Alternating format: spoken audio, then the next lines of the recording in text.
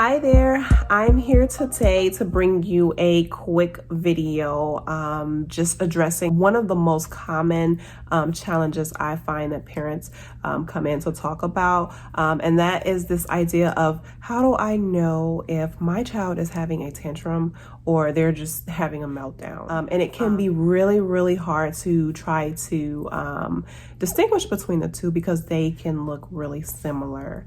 So I am going to give you a few tips so that way you can learn how to distinguish between the two. And also I want to tell you how to respond to them.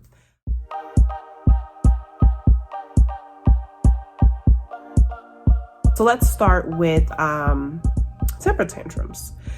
So typically a temper tantrum in a young child can look like yelling, screaming, some aggression, throwing things, hitting, biting, crying, all of the above.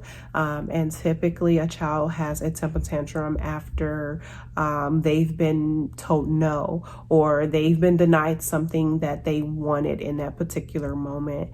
So an example could be being told, no, you are not going to be able to watch your tablet right now, or no, you're not able to have candy right now. So these are some things that can kind of lead to temper tantrums.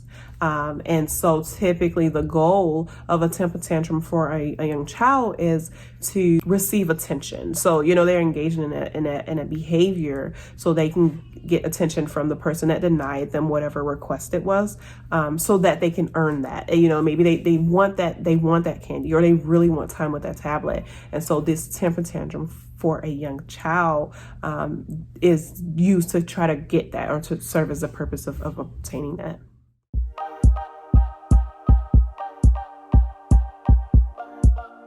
We want to kind of think about meltdowns.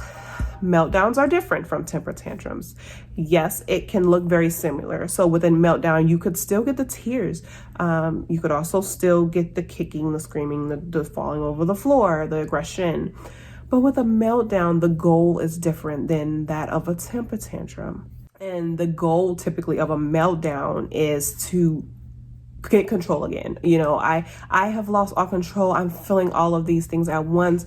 I need some help right now, but I don't know how to get that help. I don't know how to manage my body, but I just know I'm feeling horrible and I need to just kind of get it all out.